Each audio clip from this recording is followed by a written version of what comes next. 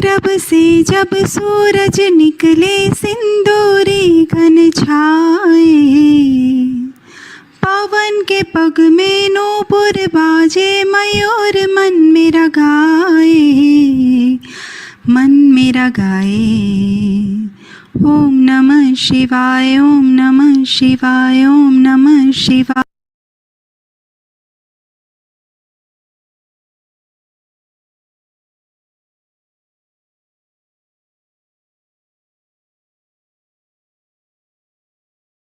शिवा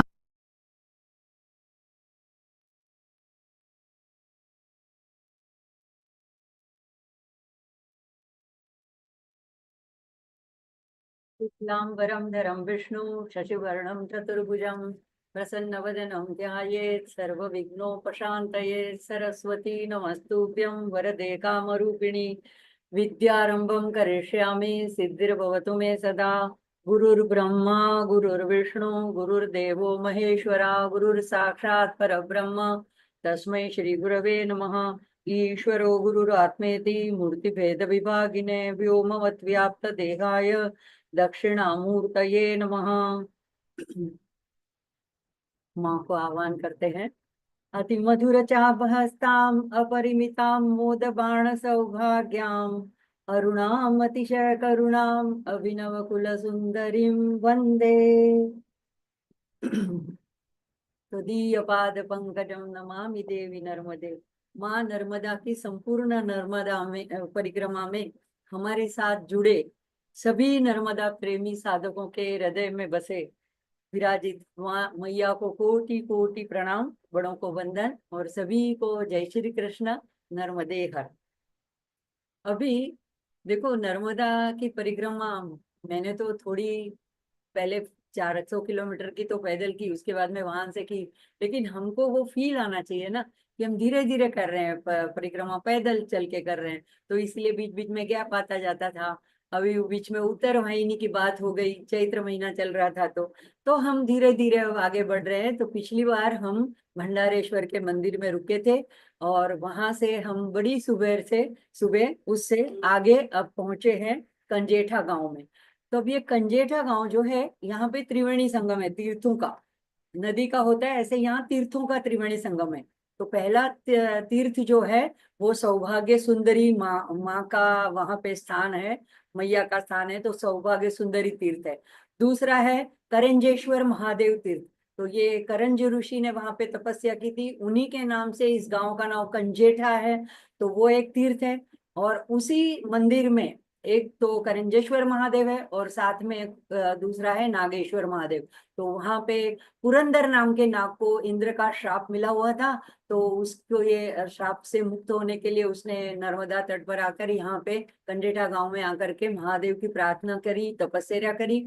तो उस श्राप से उसको मुक्ति मिली। तो उस तीर्थ का नाम है नागेश्वर तीर्थ। तो नागेश्वर महादेव, करंजेश्वर महादेव और सौभाग्य सुंदरी तीर्थ, ऐसा त्रिवेणी संगम वहां पे।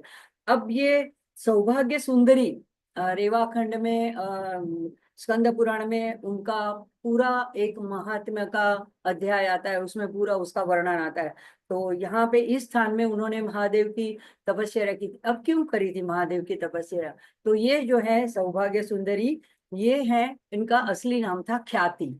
और इन्होंने इनका विवाह भृगु ऋषि के साथ हुआ था। इनके संतान नहीं थी, तो भृगु ऋषि ने कहा कि आप देवी तपस्या करिए। और इसीलिए ये यहाँ पे भृगु ऋषि की पति की आज्ञा लेकर के इस स्थान पर वे गंडेठा में आकर के उन्होंने महादेव की आराधना करी थी नर्मदा के तट पर।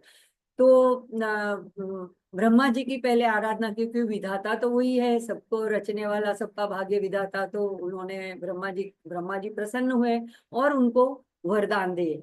अब ये जो सौभाग्य सुंदरी है, ये इसका नाम इसीलिए पड़ा क्योंकि ये सौभाग्यदायिनी है, सौभाग्य देती है। यहाँ पे जो भी पूजा अर्चना करता है, या जो सौभाग्यवती स्त्री, सौभाग्यों के जो अलंकार होते हैं, यानी बिंदी या चूड़ी या जो वस्त्र वगैरह, अलंकार, आभूषण, ये सब जो माँ को अर्पण करते हैं, तो उनका सौभाग्य अखंड बना रहता है, दाम्पत्य जीवन खुशी से भरा रहता है। अब ये स्वयंभू मूर्ति है, सिंदूर से बनी है। स्वयंभू वहां पे पृथ्वी में से प्रकट हुई है, और हर साल ये थोड़ी थोड़ी बढ़ती जा रही है। तो वहाँ की जो देख रेख करने वाली वहाँ पे जो महिला थी, उसने बताया था कि पहले एक साड़ी जब उनके ऊपर चढ़ाई जाती थी, उनको अर्पण की जाती थी, तो वो पूरी मूर्ति उससे, वो स्वयंभू मूर्ति ढक जाती थी। लेकिन अभी दो साड़ियां जोड़ करके उनको सब तरफ से पकड़ के जब उनको उनके ऊपर अर्पण की जाती है, तब वो मूर्ति पूरी ढक पाती है। तो ये एक अद्भुत चमत्कार वाली बात है कि मूर्ति धीरे धीरे वहां पे बढ़ती जा रही है। अब ये कौन थी ख्याति? तो देखो, उनके उनकी पूरी जन्म की कहानी कैसे है। ब्रह्मा के पुत्र थे तो उनके करदम ऋषि, और करदम ऋषि का विवाह जो हुआ था वो देवहूति के साथ हुआ था। भागवत में इसकी कथा आती है। तो देवहूति जो है वो मनु और शत्रुपा की पुत्री थी, और उनका विवाह करदम ऋषि से हुआ था। करदम ऋषि ने अपने तेज तपोबल से, तेजोबल से अपने तेज को 9 विभागों में विभाजित किया। तो उनके 9 पुत्रियां हुई थी। अब ये 9 पुत्रियां थी, कला, अनसुया, श्रद्धा, हवीरभू, गति, क्रिया, ख्याति, अरुंधति और शांति। और इन 9 पुत्रियों को उन्होंने एक एक ऋषि के साथ उनका ब्याह किया था। जैसे कि कला का मरीचि ऋषि के साथ ब्याह हुआ, अनसुया अत्रि ऋषि के साथ, श्रद्धा अंगिरा ऋषि के साथ, हवीरभू पुलत्स्य के साथ, और गति को पुलह ऋषि के साथ, क्रिया को कर्तृ ऋषि के साथ, और ख्याति जिसकी बात ये कंजटा में हम कर रहे हैं, उनका भृगु ऋषि के साथ ब्याह हुआ था। अरुंधति का वशिष्ठ के साथ हुआ था, और शांति नाम की जो कन्या थी उसका अथर्व, अथर्व ऋषि, अथर्वण वेद जिन्होंने लिखा, उसके साथ हुआ था। तो अब ये जो ख्याति है, ऐसे अरुंधति की छोटी बहन मानी जाती है। तो ये उनको सौभाग्य का वरदान प्राप्त होने से उनका नाम सौभाग्य सुंदरी पड़ गया। और ये भृगु ऋषि जो है, उनके पति, उनकी तपस्थली भरूच में है, और उनके नाम से भरूच का नाम, उस गांव का नाम भरूच भी उन्हीं के नाम से पड़ा हुआ है।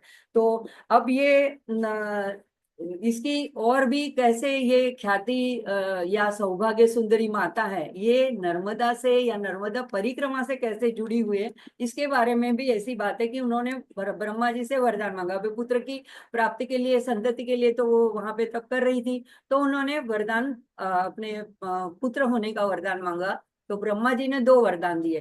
पहले तो उनको 2 पुत्र, धाता विधाता, और एक पुत्री श्री। श्री यानी लक्ष्मी का अवतार, और वही विष्णु जी से ब्याही गई। तो एक तरह से विवाह के संबंध से देखेंगे तो भृगु ऋषि और ये जो माता ख्याति है, वो विष्णु के सास ससुर हुए, और विष्णु जी उनके जवाई हुए। और इसीलिए जब भृगु ऋषि परीक्षा करने के लिए गए थे, और उनको छाती के ऊपर उनको विष्णु जी को सोए पड़े थे, लक्ष्मी जी पैर दबा रही थी, मतलब तो अपनी पुत्री, तो उनके ऊपर एक लात मार दी थी। तो यहाँ पे जो एक चिन्ह अंकित हो गया था, उसको भृगु लांछन कहते हैं या श्रीवत्स्य लांछन कहते हैं। तो ये भृगु ऋषि की बात हुई। अब ये ख्याति जो है, उनके जो 2 पुत्र है, उसमें धाता और विधाता, तो उनके दूसरे पुत्र का विवाह जो है वो नियति, एक मेरु पर्वत की पुत्री नियति से हुआ। नियति के पुत्र हुए मृकुंड, मृकुंड ऋषि के हुए ये मार्कंडेय, और उन मार्कंडेय ने नर्मदा की सबसे पहले परिक्रमा करनी ये प्रथा शुरू की। और उन्होंने 999 नदियां, मतलब 999 इतनी नदियां जो नर्मदा जी से आकर मिलती हैं, उन सभी को बिना पार किए, बिना क्रॉस किए, उनके उद्गम स्थान से उसको यू टर्न लेते हुए, उनको आवृत उनके ऊपर से उद्गम स्थान को टर्न करते हुए इस तरह से उन्होंने करी। तो कई जगह में उल्लेख है कि 27 साल लगे उनको ये पूरी परिक्रमा करने के लिए, कई जगह में उससे भी ज्यादा उल्लेख आता है। तो ये भृगु ऋषि इन्हीं के वंश में, मार्कंडेय ऋषि ये भृगु ऋषि के वंश में, और इस तरह से प्रपौत्र माने जाएंगे। तो विष्णु के प्रपौत्र माने जाएंगे, उस तरह से ये इनकी कथा आती है। और दक्षिण में लक्ष्मी जी को इसीलिए श्री देवी कहा जाता है, क्योंकि ये श्री नाम की उनकी एक पुत्री हुई, तो जो ब्याही गई, तो भूदेवी, श्री देवी ऐसे भी नाम से पहचाने जाते हैं। तो यहाँ पे ये देखते हैं हम लोग कि कैसा उनका स्वयंभू मंदिर कैसा है। तो यहाँ से हम निकले थे भंडारेश्वर मंदिर से, और फिर आगे जब आगे पहुंचते हैं तो ये ऐसा सिंदूरी ऐसा पूरा मूर्ति जमीन में से मतलब पृथ्वी में से प्रकट हुई है। ये आगे सामने दो आंखें दिखती है। तो पूरी इसके ऊपर ऐसे चादर वगैरह या साड़ी वगैरह अर्पण की जाती है, श्रृंगार के सारे आभूषण या बिंदी वगैरह चूड़ियां वगैरह अर्पण की जाती है। तो ये इसका महात्म्य है कंजेठा में सौभाग्य सुंदरी का। उसके बाद आता है ये पास में ही मंदिर में, एक ही मंदिर में दो शिवलिंग है। तो पहला जो बड़ा दिख रहा है वो है करंजेश्वर महादेव, और दूसरा जो है वो नागेश्वर महादेव। तो ये पुरंदर नाग ने एक जगह तपस्या करी थी, एक जगह में करंज ऋषि ने तपस्या करी थी। और इसके पीछे में ऐसे भरतवेश्वर महादेव का भी एक मंदिर है, लेकिन उसकी कथा मुझे कोई प्राप्त नहीं हुई कि इसके पीछे क्या आख्यायिका है। तो ये सारा एक ही परिसर में तीनों भी मंदिर इस तरह अ, इस तरह से है कि इस तरह से ये तीन अलग अलग दिख रहे हैं। तो एक में दो शिवलिंग है बीच में, एक तरफ भरतवेश्वर का है, एक तरफ सौभाग्य सुंदरी का ये मंदिर है। तो ऐसा ये तीर्थ का महात्म्य है कंजेठा गांव में। अब कंजेठा से जब आगे चलते हैं तो आता है अनसुया माता का मंदिर अंबाली गांव में। अब अनसुया माता की भी कथा बड़ी रोचक है। इनके जो अभी मैंने जो बताया आप लोगों को कि अनसुया माता जो है ये देवहूति की नौ आठ पुत्री नौ नौ पुत्रियों में से एक है। तो देवहूति जो है उनके मन में इच्छा है कि मेरे मेरे जो संतान हुए वो देव वंश हुए, यानी देवपुत्रों को मैं देवताओं को मैं जन्म दूं। लेकिन उनके जीवन दरमियान में उनका ये संकल्प पूरा नहीं हुआ। तो उसके बाद में अच्छा, ये सारी कथा जो है वहां पे एक अजय जोशी महाराज है, उनके द्वारा ये बताई गई है। तो ये वहां पे जो सारी वहां रख रखाव करते हैं अनसुया माता मंदिर में, उन्होंने ये कथा उनके अनसुया माता का इतिहास और महात्म्य बताया। तो उन्होंने बताया कि वहां पे बीच में जो है अनसुया माता का माता की मूर्ति है, उसके राइट साइड में जो है विष्णु जी है, लेफ्ट साइड में ब्रह्मा जी है, और मंदिर के ऊपर की तरफ है शंकर भगवान है। तो ये तीनों का वहां पे मूर्ति के रूप में स्थापित किया गया है। और आगे जो उनके चरण के पास जो पादुका है वो अत्रि ऋषि की पादुका है। तो ये जो अनसुया माता थी, ये जब 8 लड़कियां, इनकी 9 लड़कियां थी, तो देवहूति ने कहा पूछा कि अब मेरा ये संकल्प कौन पूरा करेगा। तब कोई नहीं आ गया है, लेकिन अनसुया माता ने कहा कि मैं आपका संकल्प पूरा करूंगी। अब ये जब उनका विवाह हुआ अत्रि ऋषि के साथ, तो उन्होंने ये बात बताई अत्रि ऋषि को कि मैंने मेरी माँ का ऐसा संकल्प था और मैंने ये कहा है। अत्रि ऋषि ने कहा ठीक है। अब तक वो कहाँ रहते थे, चित्रकूट में, वहां पे उनका ससुराल है, जहाँ राम सीता वनवास के दौरान निकले थे तो वहीं पे रुके थे। अब अत्रि ऋषि ने कहा कि अगर तुम्हें इतनी महान संतान की प्राप्ति करनी है तो तुम्हें कठिन तप करना चाहिए। तो दोनों जन चल करके नर्मदा के तट पे आए। नर्मदा का तट है, ये तपस्थली है। सभी लोग यहाँ पे ऋषि मुनि देवतागण, नाग गंधर्व किन्नर राक्षस गरुड़, सब कुछ, कोई भी जिसको भी कुछ तप करना है वो नर्मदा के तट पे आते करते। आपका इष्ट कोई भी हो सकता है, तो महादेव का करो, विष्णु का करो, किसी जो देवी का करो, श्री यंत्र के भी बहुत मंदिर है। तो वहां पे दोनों जने ध्यान से देखते हैं तो उनको ये लगता है कि एरंडी संगम जहाँ पे होता है यहाँ पे नर्मदा के साथ, तो ये स्थान उचित है। तो दोनों जने पति पत्नी वहां आते हैं और कठिन तपश्चर्या शुरू करते हैं। अब देखो, ये तो दो व्रत का पालन करती थी। एक तो पतिव्रता धर्म का पालन, और अतिथि अभ्यागत कोई आए तो उनकी सेवा करना, वो जो भी इच्छा करे उनकी पूर्ति करना।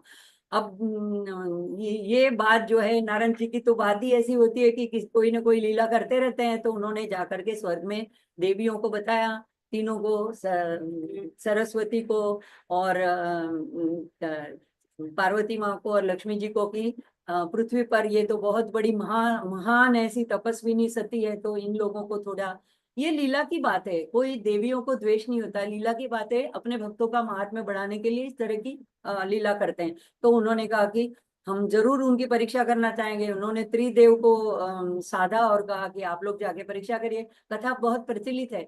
तो तीनों देवता ब्राह्मण के रूप में वहां पे आते हैं या साधु के रूप में आते हैं और कहते हैं कि भगवती भिक्षान देई। अब वो अपना जप कर रही थी, वो खड़ी हो गई कि अरे यहाँ पे जंगल में हमारे अतिथि आ गए। अब जब उनको जो कुछ कंदम फूल मल जो कुछ भिक्षा में देने लायक था वो देने लगी, तो कहने की तो उन्होंने शर्त रखी कि आप निर्वस्त्र होकर हमें भिक्षा दीजिए। अब ये पतिव्रता व्रत का भंग होने वाला था, और अगर नहीं देती है तो अतिथि धर्म का भंग होने वाला था। अब ये द्विधा में पड़ गई। तो उस समय अत्रि ऋषि वहां पे आश्रम में नहीं थे, वो संध्या करने नर्मदा किनारे गए थे। उन्होंने, ये इतनी महान पतिव्रता थी, उन्होंने मन में ध्यान किया अपने पति का, और ध्यान से उन्होंने उनकी आज्ञा चाहिए कि अब इस दुविधा में से मैं कैसे बाहर आऊं। अब अत्रि ऋषि ये एक सप्त ऋषि का एक ऋषि है। तो उन्होंने ध्यान किया, देखा कि उनके जो धाम थे वैकुंठ धाम कैलाश धाम, वहां पे वो नहीं है उपस्थित। इसका मतलब वो समझ गए कि ये त्रिदेव परीक्षा करने वाले, क्योंकि इस तरह की संतान ये चाहती हैं, इसका हम लोग व्रत तप कर रहे हैं। तो उन्होंने माँ को कहा कि ये लोग जो चाहते हैं आप उनको दे दीजिए, क्योंकि ये तो त्रिदेव ही आए हैं हमारे दरवाजे पे। अब माता ने क्या कहा, क्या किया, अंजलि में जल लिया कमंडलू से, और संकल्प किया कि अगर मैंने मन वाचा कर्मणा अपने पति की सेवा की है और पतिव्रता धर्म का अक्षरशः पालन किया है, तो ये तीनों बाल स्वरूप में कर्मठ हो जाए। तो जैसे ही अंजलि छिड़की तो तीनों छोटे छोटे बाल बन गए। अब छोटे बच्चों के सामने माता को निर्वस्त्र होकर कुछ देना, इसमें कोई अनौचित्य बात नहीं थी। अब ये त्रिदेव 6 महीने तक, ऐसे कथा आती है कि वहीं पे रह गए। अब वहां पे वो सती हैं, तीनों भी सतियां थी देवियां, वो भी अपने पति को खिलाए बिना नहीं खाती थी, तो उनका उपवास शुरू हो गया। उन्होंने फिर नारद जी की ये की कि ये गए हैं तो आए नहीं अभी तक, बोले कि आप खुद जाके पता करो। अब ये आई, और इन्होंने भी कहा कि भिक्षा दो। तो माँ ने कहा मैं परोसती हूँ, कि नहीं, भिक्षा में हमारे पति हमको दे दो। तो माता ने कहा आप अपने आप पहचान लो और ले लो। अब ये नहीं पहचान पाई। तब उन्होंने माफी मांगी, उनको कहा कि हम तो सिर्फ सती, स्वर्ग की लोक की सतियां हैं, लेकिन आप पृथ्वी लोक में ब्रह्मांड में महासती के नाम, महासती अनसुया के नाम से प्रसिद्ध होंगी, और हम आपसे चाहते हैं अब आप हमें हमारे पति लौटा दो। तब उन्होंने अंजलि लेके फिर से छिड़क दी और कहा कि अगर मैंने अपना पतिव्रत धर्म, अतिथि धर्म का सही तरह से पालन किया है, तो ये अपने मूल स्वरूप में प्रकट हो। तीनों देव मूल स्वरूप में प्रकट हुए, सब उनके ऊपर प्रसन्न हुए, बोले कुछ वरदान मांगो। उन्होंने कहा अब मैं माता के रूप से आपके साथ रही, अब मैं आपसे वरदान कैसे मांग सकती हूँ। फिर भी उन्होंने जब कहा देवों ने कि आपने 6 महीने तक हमारा लालन पालन किया, तो कुछ तो वरदान मांगो। तब उन्होंने कहा मुझे आप ही अपने पुत्र के रूप में चाहिए। तो लेकिन भगवान अयोनिज रूप से प्रकट हुए। तो चंद्रमा एक रूप में, एक पहला पुत्र दुर्वासा, एक ब्रह्मा का अंश, एक रुद्र का अंश, और एक दत्तात्रेय विष्णु का अंश। तो ये तीनों जो हुए, तो ये माहूरगढ़ में महाराष्ट्र में है, वहां पे उनका जन्म स्थान माना जाता है, तो दत्त क्षेत्र माना जाता है। यहाँ पे तपस्या स्थली है। ससुराल उनका है चित्रकूट में, और सिद्धपुर पाटन में उनका मैका कहा जाता है। तो ये ऐसे एक इनकी महानता की ऐसी कथा है अनसुया माता की। और दूसरी वहां पे आगे एक कुआं है, मंदिर में ही सामने कुआं है, देखते हैं हम उसका भी चित्र।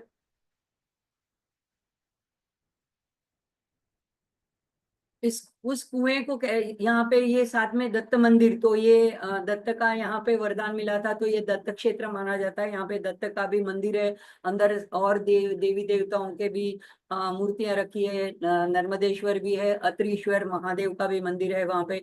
अब ये अनसुया माता की 3 यहाँ पे हमें चित्र दिखते हैं। तो ऐसा कहा जाता है कि सुबह में उनका बाल स्वरूप होता है, मध्याह्न में उनका युवा स्वरूप होता है, और सायंकाल में उनका वृद्धा स्वरूप होता है। तो ऐसे सायन ने वृद्ध रूपा, ऐसे श्लोक भी आता है। तो ये ऐसे 3 स्वरूप में माँ की मूर्ति ऐसे दर्शन देती है, ऐसे वहां के पुजारी बताते हैं। और आगे जब देखते हैं एक अनसुया स्तोत्र, ये अनसुया स्तोत्र वहां पे लगाया हुआ है। ये वासुदेवानंद सरस्वती, गुजराती में, इसलिए मैंने यहाँ पे उसको संस्कृत में लिखा है। तो ये वासुदेवानंद सरस्वती कहते हैं कि 24 उनको नामों से माँ माता अनसुया को उन्होंने नवाजा है। पतिव्रता शिरोरत्न भूता सुंदर विग्रह, तो ये पतिव्रता में शिरोरत्न है, सुंदर विग्रह यानी उनका जो स्वरूप है वो बहुत ही सुंदर है। यहाँ पे हमने देखा अभी 3 स्वरूप, 3 प्रकार के उनके वस्त्र आभूषण अलंकार से इनकी आराधना की जाती, श्रृंगार किया जाता है। सुचरित्रा, उनका चरित्र इतना महान है, दिव्य तेजा, दिव्य तेजस्विनी है, और सर्वलोक नमस्कृता, सर्वलोक उनको मानते हैं माता अनसुया को महासती के रूप में। विष्णु प्रपोत्री, तो प्रपौत्री कैसे हुई, तो विष्णु के पुत्र हुए ब्रह्मा, क्योंकि उनमें से उनके नाभि कमल से पैदा हुए हैं। ब्रह्मा के पुत्र कर्दम ऋषि और कर्दम ऋषि की कन्या, तो पुत्र पौत्र प्रपौत्री, तो इस तरह से प्रपौत्री विष्णु की हुई। और क ये जो है संज्ञा, ये ब्रह्मा के लिए यूज होता है, तो क कपौत्री, तो क यानी ब्रह्मा की ये पौत्री हुई, ब्रह्मा कर्दम और फिर अनसुया। और कर्दम पुत्रिका, तो कर्दम ऋषि की ये पुत्री है। देवहूति समुत्पन्ना, तो देवहूति उनकी माता है। सुमुखी, सुंदर मनोरम मनोहारी ऐसे मुख चंद्र वाली। कपिल स्वसा, यानी कपिल जो मुनि हुए उनके भाई, तो एक 9 पुत्री और 1 पुत्र हुए जो देवहूति और कर्दम ऋषि के, तो कपिल की ये कपिल उनके भाई हुए। अत्रि पत्नी, जब ब्याह हुआ तो अत्रि की पत्नी हुई महाभागा, महाभाग्यशाली। और दया शांत्यादि भूमिका, तो ये दया और शांति की, क्षमा की ऐसी साक्षात मूर्ति है। और उनका खुद का नाम अनसुया, वेद गेया, वेदों भी जिनकी गाथा करते हैं। निज धर्म जिताखिला, तो अपना धर्म जो पति धर्म है, अतिथि धर्म, वो अच्छी तरह से सर्वोत्कृष्ट रूप से पालन करने वाली। श्री दत्तात्रेय जननी, दत्तात्रेय की जननी, चंद्र की माता मनस्विनी, और दुर्वासा जननी त्रिशा, त्रिशा यानी सुंदर त्रिभुवन तीनों देवताओं की ईश यानी अधिष्ठात्री कह सकते हैं, माता कह सकते हैं। जगत संकट वारिणी, इसकी चर्चा हमने जब दक्षिण तट की यात्रा की बात करी थी, रामकुंड में जहाँ पे मांडव्य ऋषि को शूली पे चढ़ाया गया था, वो जो कथा करी थी, तो इसका उदाहरण उसका यहाँ पे उल्लेख आता है, जगत संकट वारिणी। तो वो जो ब्राह्मण पत्नी ने मांडव्य ऋषि के श्राप को निवारण करने के लिए, रोकने के लिए सूर्य को श्राप दिया था कि तुम कल सुबह उदित ना हो, कारण क्यों, अगर तुम उदित हो गए तो मेरे पति का मृत्यु आ जाएगी। तो ये और सारे संसार में ये अंधेरा छा गया, सूर्य कई दिनों तक उदित नहीं हुए। तो सब देवताओं मिलकर के अनसुया के पास है और उन्होंने कहा कि ये आप महासती हो, तो आप ही उस सती को मना सकती हो। और महासती होने के नाते वो जब उनके घर गई, तो ब्राह्मण पत्नी को उन्होंने समझाया और कहा कि तुम मेरे पे विश्वास रखो, तुम्हारा पति जीवित है, मैं कर दूंगी, लेकिन तुम इस वक्त अपना श्राप वापस ले लो और सूर्य को उदित कर दो। तब उन्होंने सूर्य को उदित किया, उसके पति की मृत्यु हुई। लेकिन अनसुया ने अपने तपोबल से, अपने पतिव्रता धर्म के तेजो बल से उसको फिर से जीवित किया। तो जगत संकट वारिणी, तो जगत को इस तरह से जब संकट आया था उससे निवारण करने वाली है। और अगर किसी को भी कुछ भी संकट आता है, किसी को पुत्र नहीं है, किसी को ब्याह नहीं हो रहा है, तो और यहाँ पे ये तीर्थ में भ्रूण हत्या, हत्या निवारण तीर्थ भी कहा जाता है, तो इससे भी निवारण हो जाता है। तो चतुर्विंशति नामानि मंगलानि पराणि च पावनाय अनसुयाया दत्त मातु पठेन नरः। तो ये जो अगर ये त्रिकाल में या एक काल में भी जो ये पठन करता है श्रद्धा भक्ति समन्वित, श्रद्धा और भक्ति से, तस्य धर्मे रुचिर दत्ते भुक्ति मुक्ति क्रमात् भवेत्। तो वासुदेवानंद सरस्वती ये दत्तावतार माने जाते हैं, तो ये कहते हैं कि उनको धर्म में रुचि होती है, उनको भुक्ति यानी भोग प्राप्त होता है, मुक्ति क्रम से प्राप्त होती है, और क्रम से मतलब बाद में मुक्ति भी प्राप्त होती है। इति श्री वासुदेवानंद सरस्वती विरचित अनसुया स्तोत्र संपूर्णम। तो ये वहां पे ऐसा अनसुया स्तोत्र का भी लिखा हुआ हम देख सकते हैं मंदिर के बाहर। ये बात कर रही थी मैं गंगाफुई, ये गंगाफुई नाम की एक कूप है वहां पे।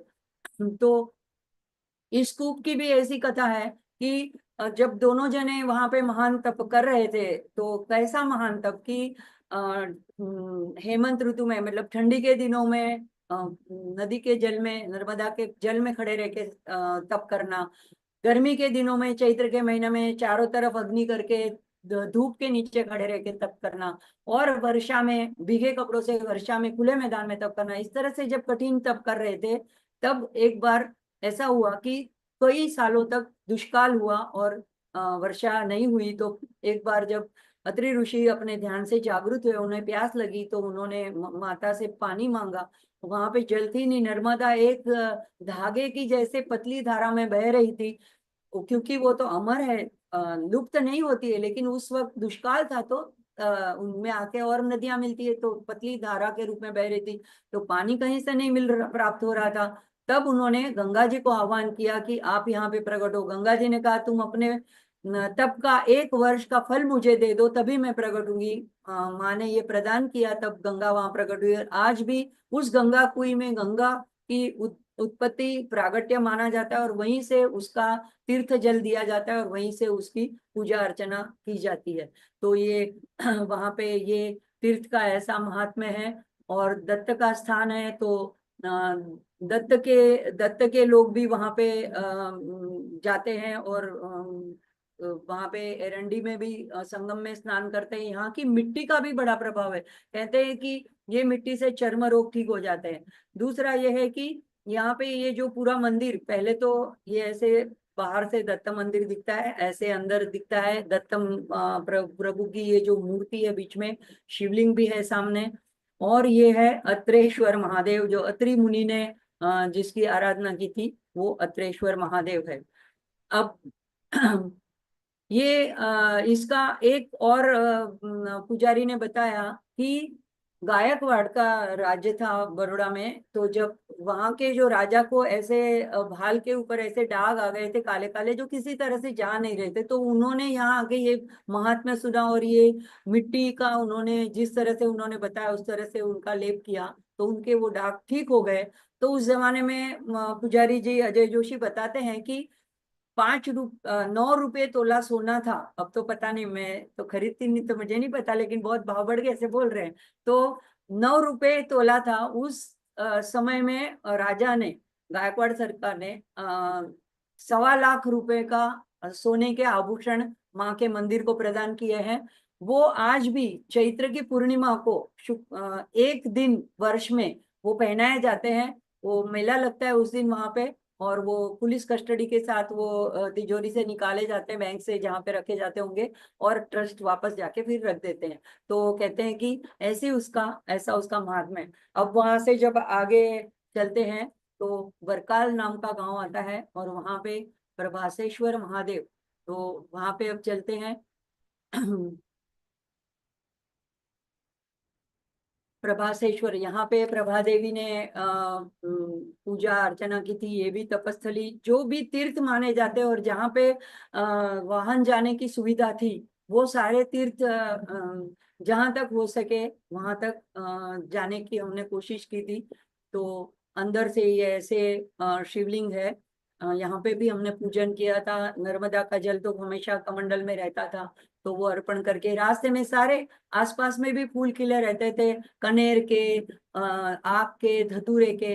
तो वही तेरा तुझको अर्पण उसी भाव से लेकर के मैं अर्पण कर दिया करती थी। और अगर गाड़ी में बैठने के बाद टाइम रहता था एक स्थल से दूसरे स्थल जाने के लिए, तो सुई धागा भी अपने साथ रखा था, तो आपके फूलों की या उसके कली की माला भी बना देती थी। तो ये सारा करते हुए हम गए।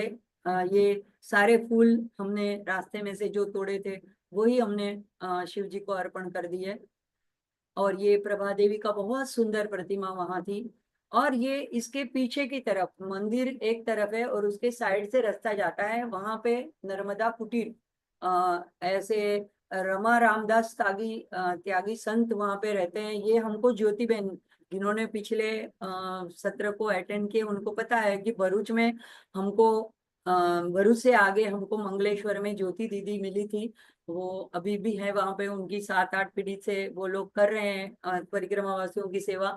उन्होंने हमको बहुत सारे संतों का पता भी बताया था, और मार्गदर्शन भी किया था कि यहाँ जरूर जाना। तो यहाँ पे हम ये नर्मदा कुटीर में गए थे। वहां पे संत जो है रमा रामदास जी त्यागी, तो ये रमा रामदास जी।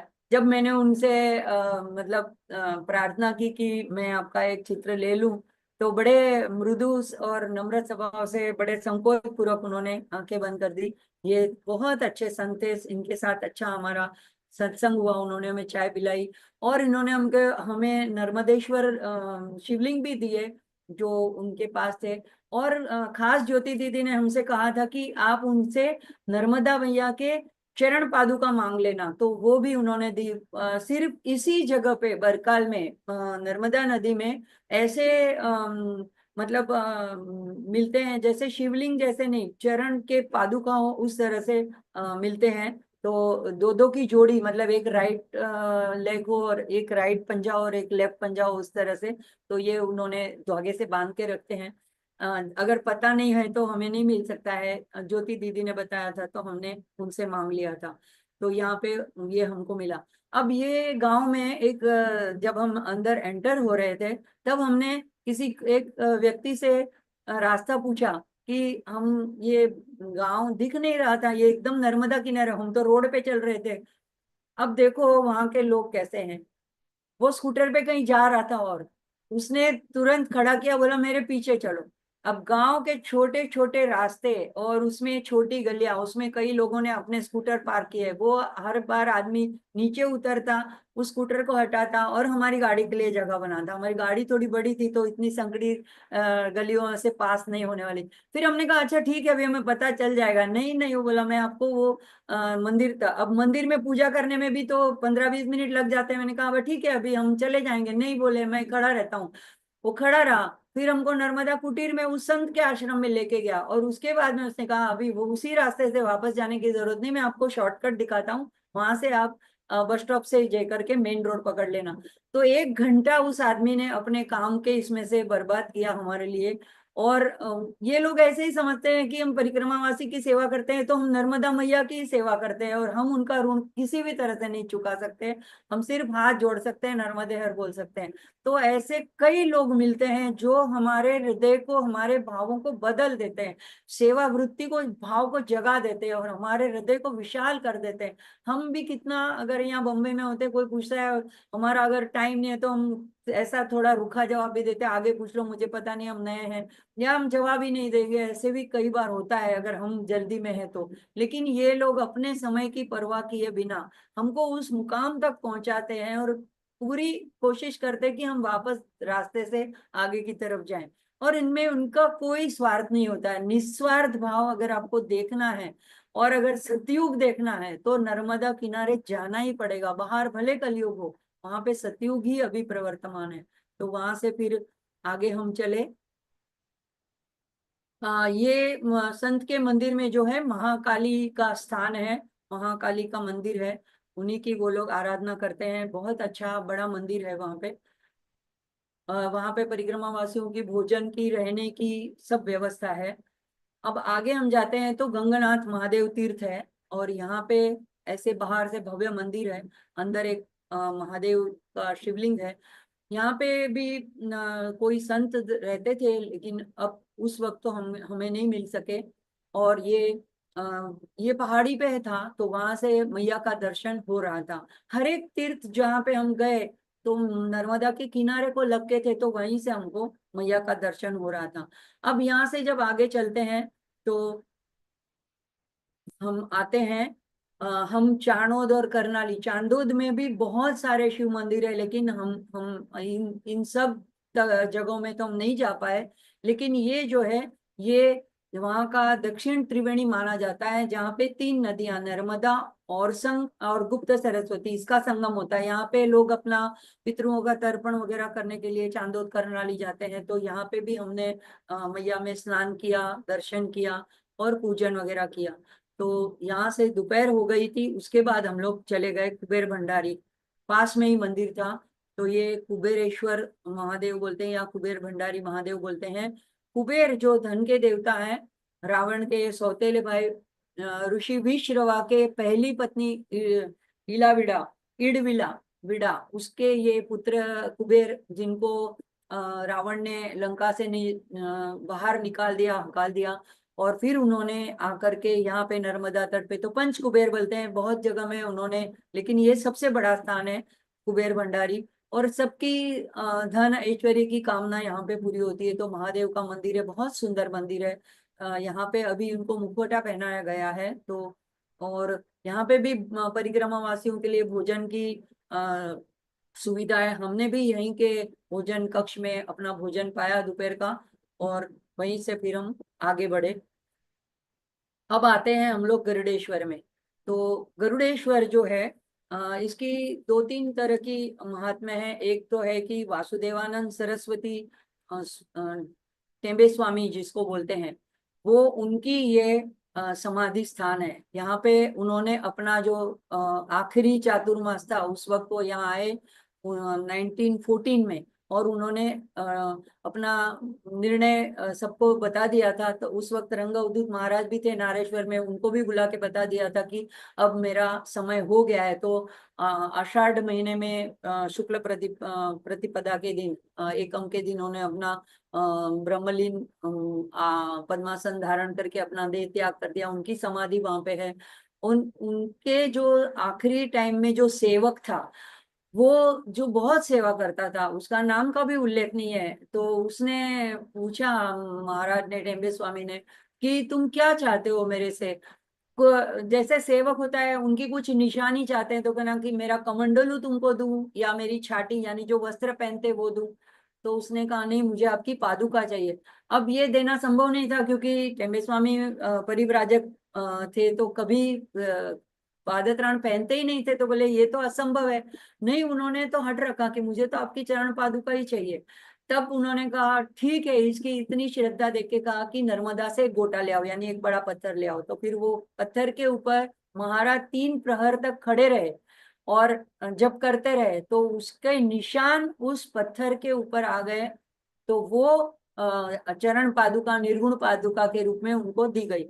लेकिन वो अपने घर नहीं लेके गया, उसने कहा यहीं पे समाधि मंदिर जो बना तभी उसने वहीं पे अर्पण कर दी। तो जब मंदिर का जीर्णोद्धार हुआ तो जहाँ सामने समाधि मंदिर है, सामने निर्गुण पादुका का मंदिर बनाया गया है।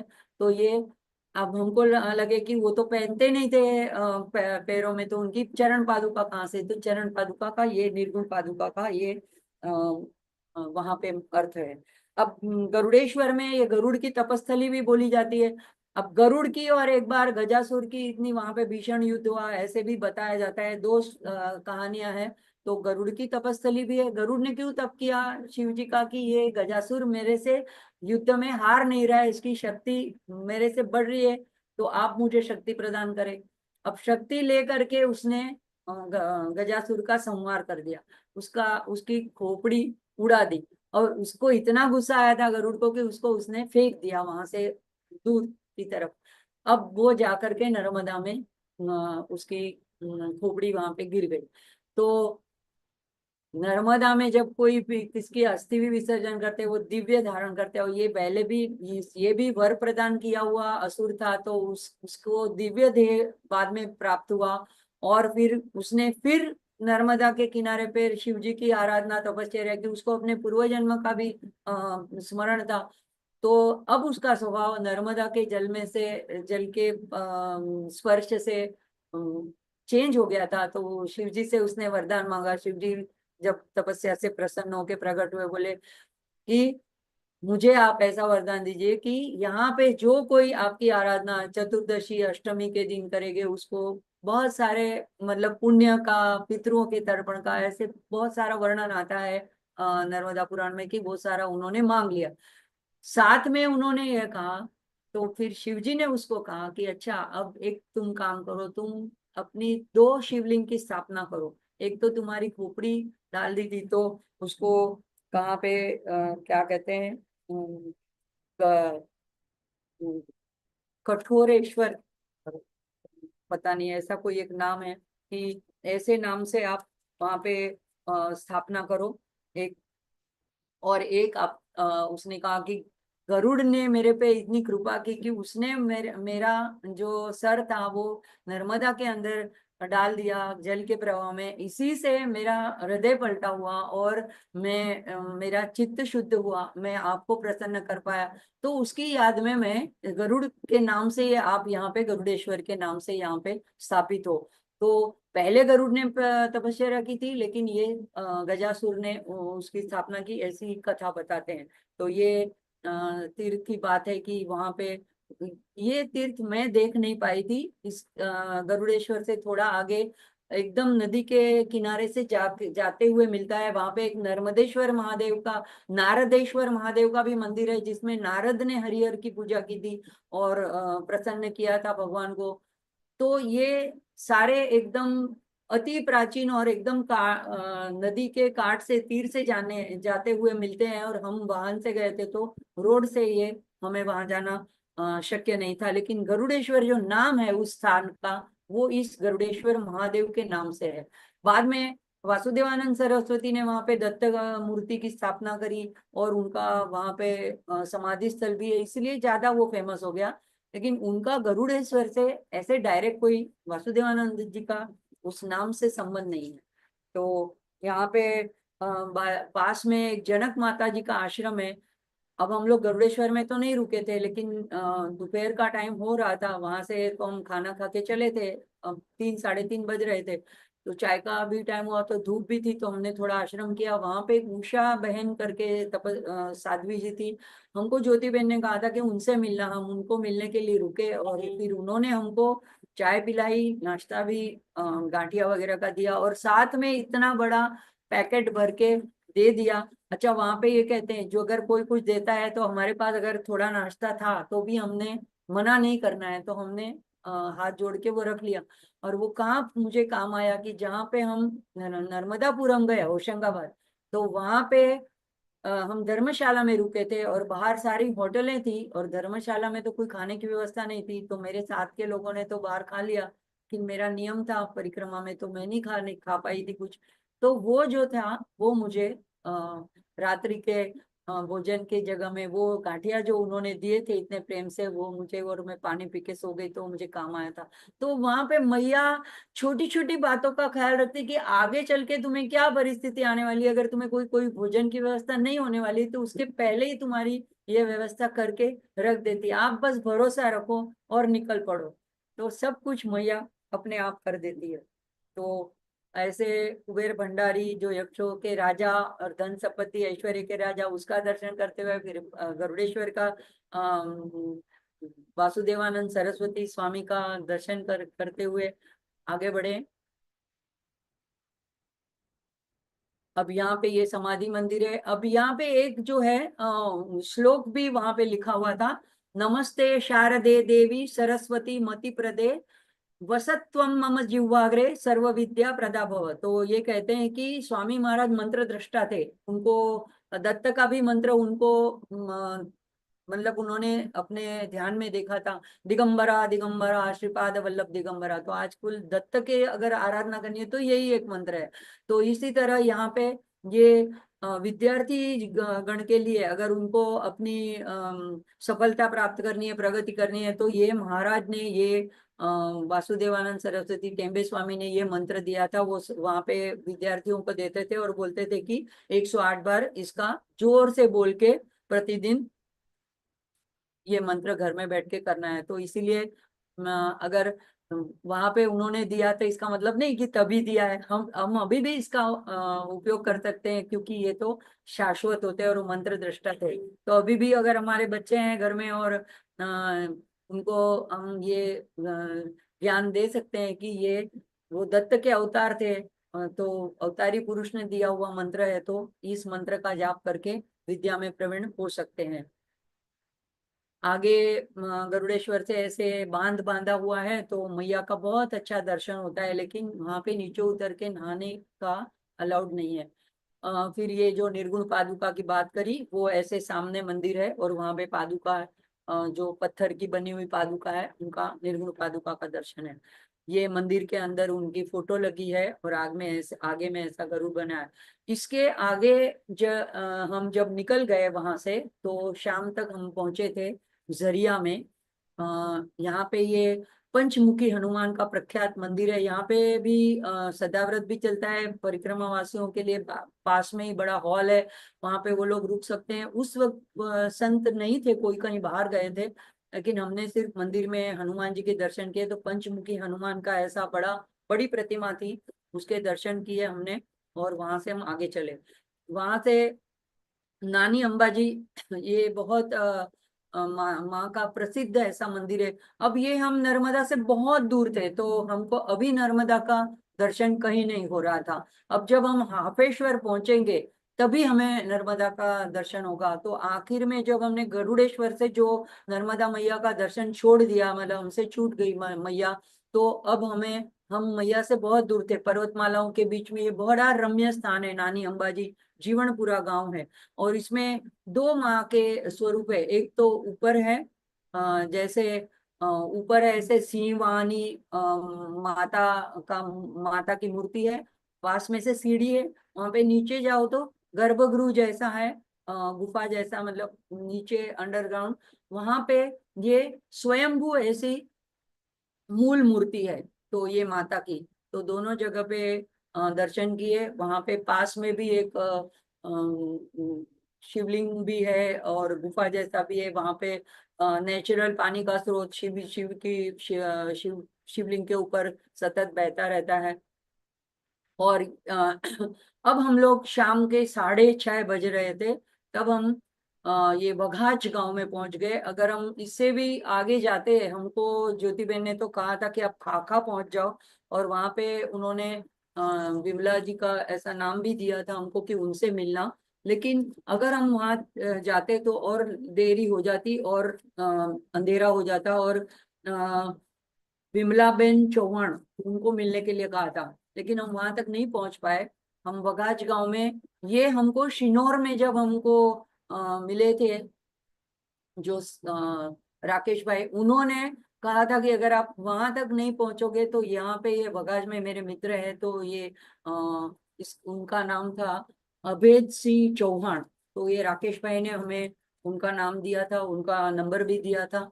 तो हम उनसे फोन से बात करके वहीं पे रुक गए। शिवालय बहुत सुंदर शिवालय था।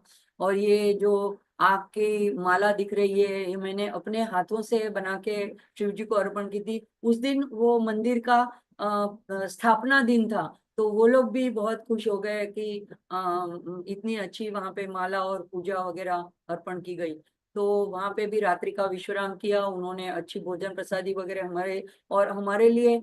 देखो, किसी के कनेक्शन से, ज्योति बहन के कनेक्शन से हमें राकेश भाई मिले, राकेश भाई से कनेक्शन से हमें ये अभेद सिंह चौहान की हमें जानकारी प्राप्त हुई।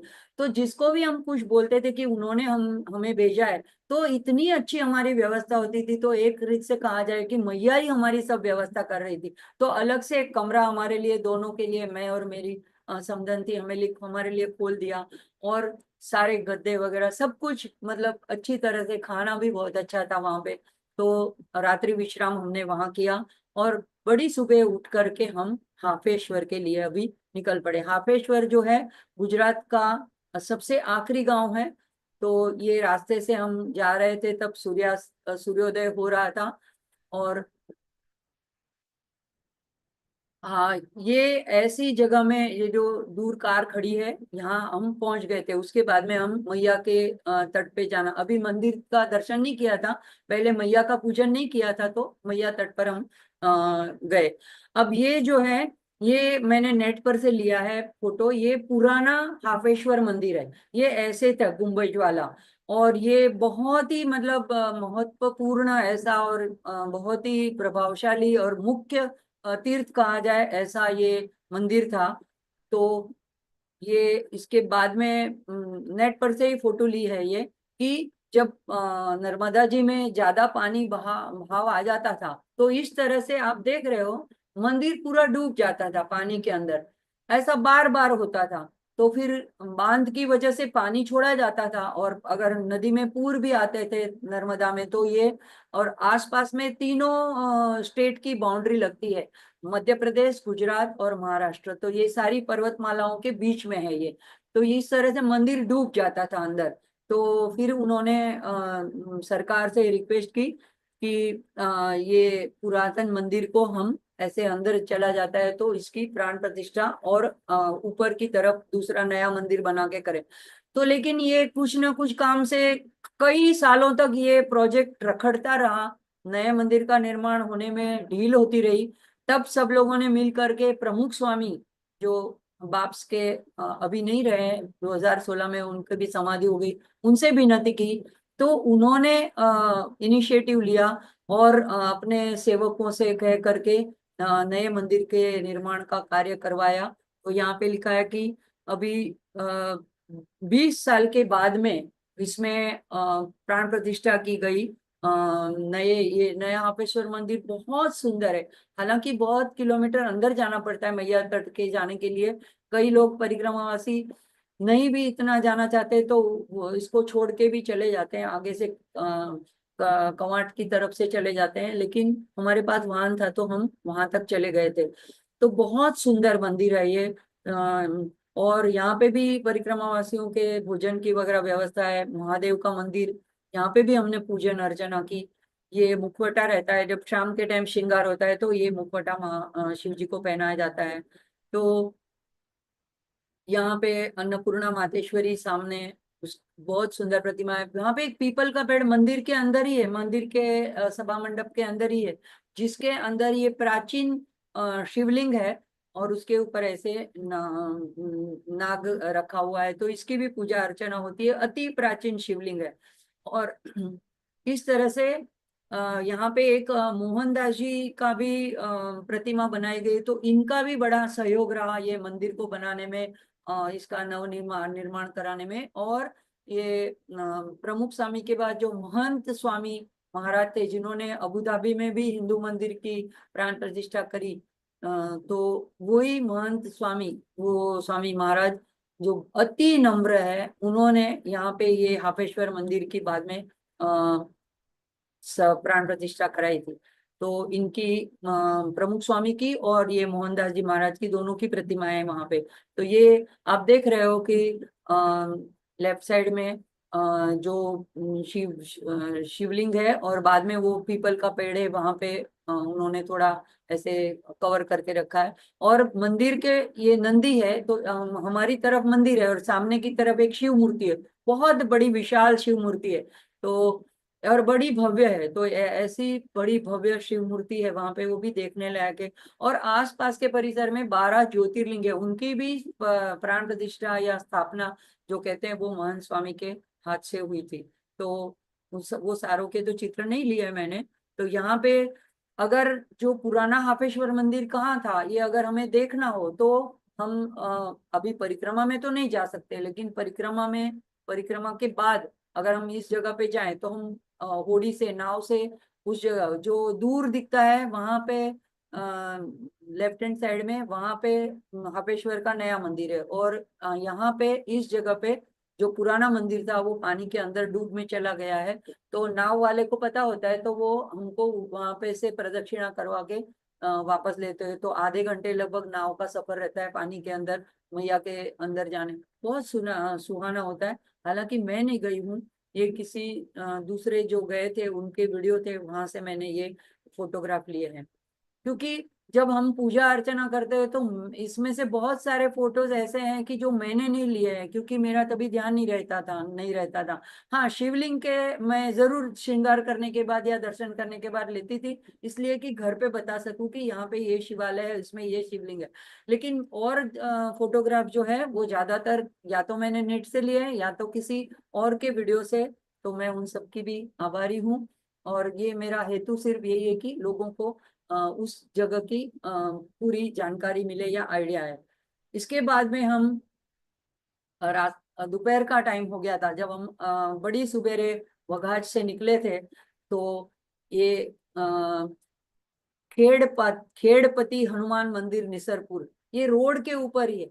अब देखो कैसे एक से एक जैसे जुड़ता है, मैंने आपको बताया था। तो इससे आगे हमें जाना था कोटेश्वर।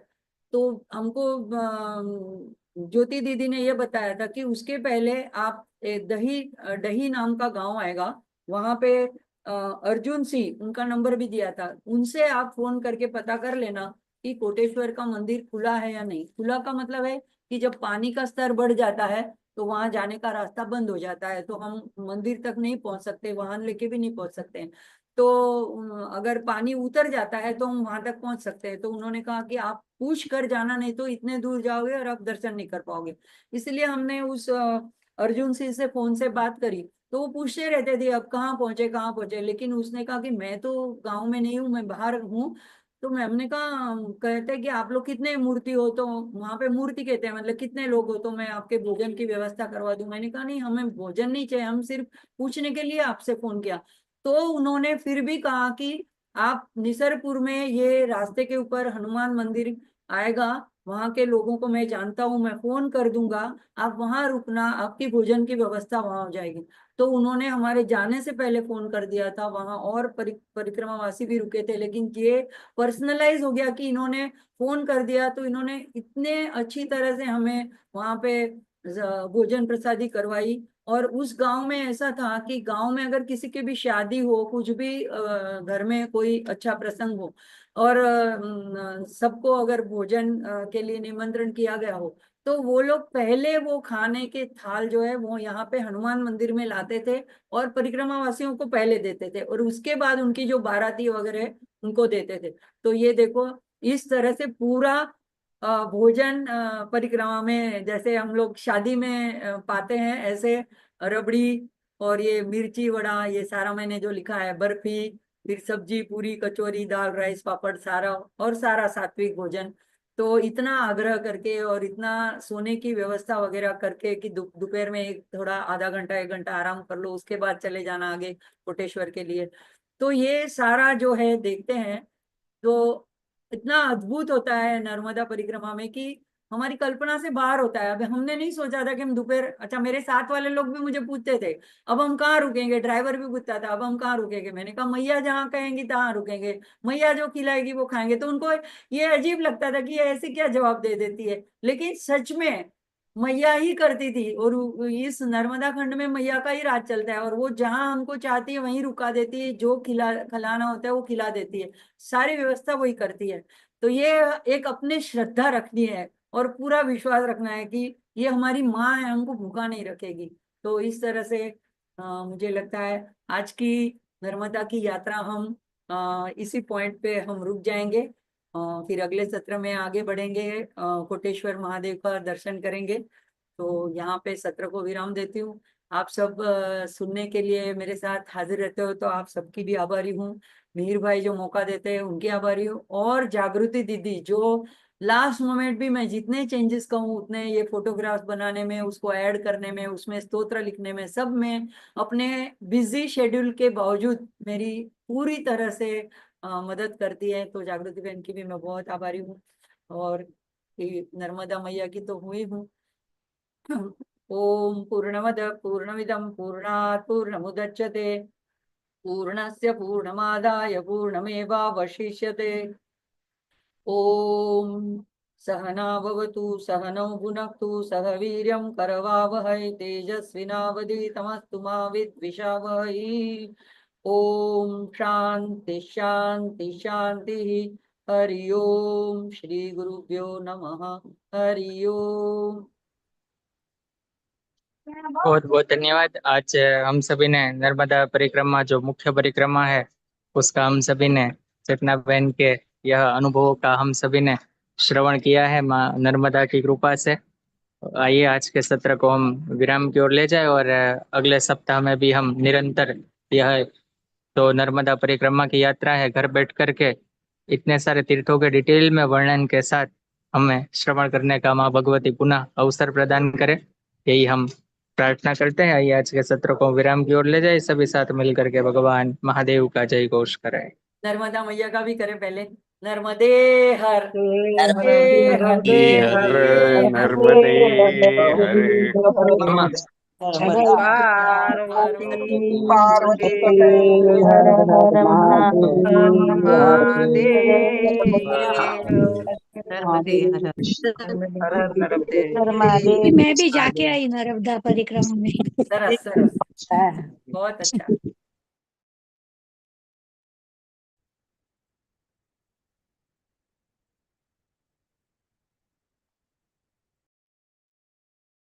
ત્યાંથી બંધ કરવું પડશે તમારે ચેતનાબેન.